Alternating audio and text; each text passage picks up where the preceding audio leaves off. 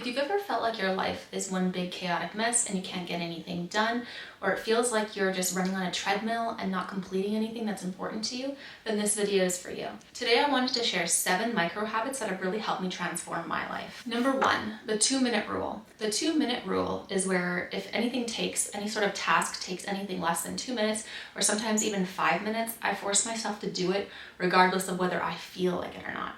You can't ever wait to feel like doing a task. Otherwise, you might be waiting for the rest of your life, because if you're like many of us, no one really feels like doing laundry. No one really feels like doing the dishes. If we put things off, sometimes we feel like we can avoid it entirely. If we decided to complete these things earlier, or maybe even do them more often, and this is something I've actually done in my life, where I decided to do the laundry more than just once a week. I will do it 2, 3, maybe even 4 times a week, just to keep on top of it.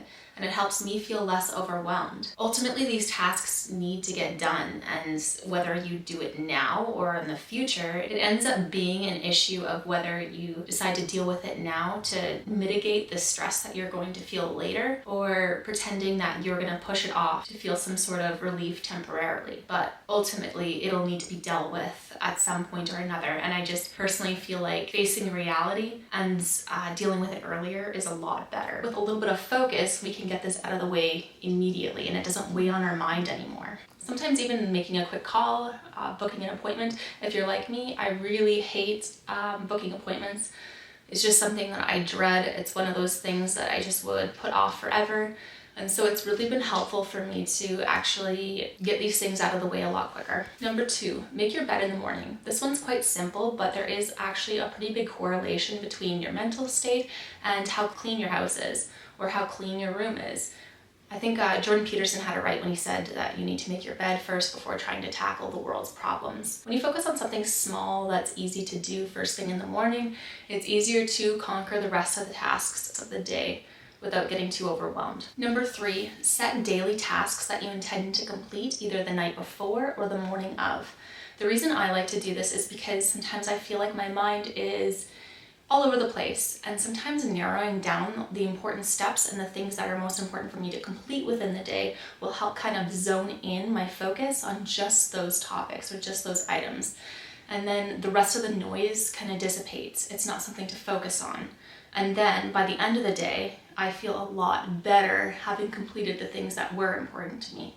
It's that intention and that focus on what really needs to get done. You can help know what's important to you by aligning them with your goals as well. It essentially just helps you focus your energy. Number 4, and this one is kind of in alignment with the previous example that I gave, is track your wins and celebrate your wins no matter how small. Keeping track of these small completions and these small wins will help you build confidence over time, and also make you feel like you're in control of your life, when sometimes we don't feel that way. Number 5, set yourself up for success the night before. Before I figured out how to do this trick myself, I lived a little bit in chaos, and then I would try to complete things as I felt it was necessary to complete them, which meant oftentimes, like take for example, for like making lunches for my kids, I would slap together something very subpar and not very great that I'd feel kind of lousy about.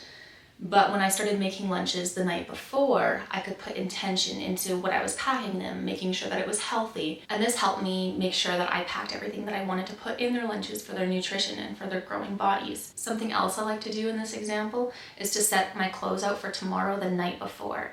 I like to get my kids to do that as well. I find that in the mornings I'm very exhausted, and I'm not really very focused. I don't really like to think in the morning. So I find that if we have everything lined up and ready to go in our routine, take for example, I will shower first thing, and then I will have my clothes ready to go, and then the kids also can just grab their lunches from the fridge, rather than all of us stumbling around trying to figure out what to wear and what to pack. Just getting prepped for the day is so much more seamless and easy, and it's something that's so small that you wouldn't really be aware of how much it really helps cut back on the headspace. And I guess like a lot of it is also knowing who you are as a person. I'm not a morning person, but I'm definitely not a morning person.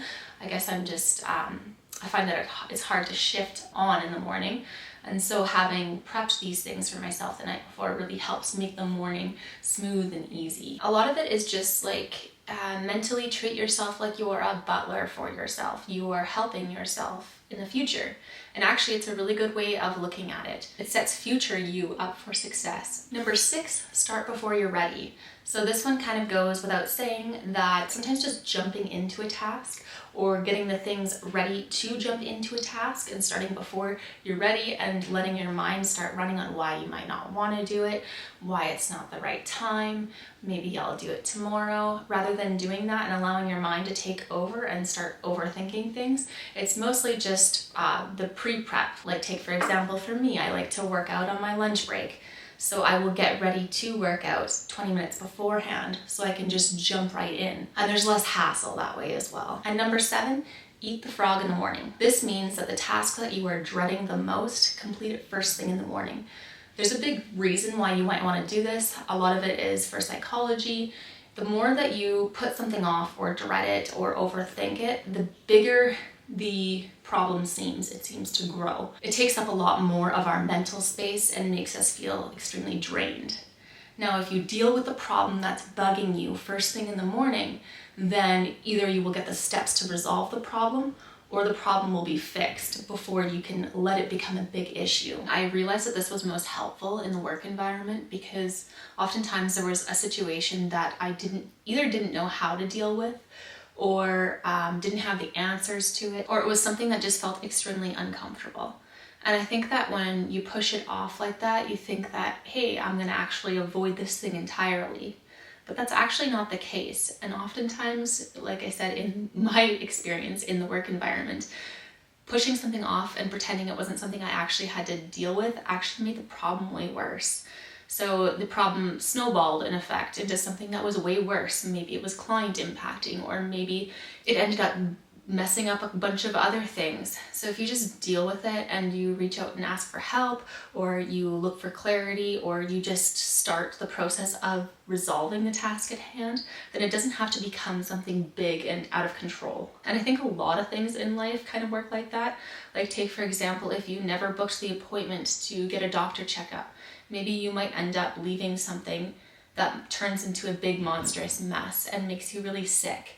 Or if you put off going and getting a dental cleaning, maybe your teeth won't look so great, or maybe you'll have a lot of cavities and it'll be an even bigger mess. Had you have just kept up with it and dealt with it and worked at being consistent with it, then it wouldn't have become such a big issue. Oftentimes, if we just let things sit, these problems will snowball. It's an intentional focus on getting things out of the way so they're not wasting our headspace. So yeah, those are the things that I implemented in my life. They're very small, tiny micro habits that have really transformed my life in a big and meaningful way. Thank you for watching, and if you did get anything out of this video, be sure to leave a like, share, and subscribe, and I will see you in the next video.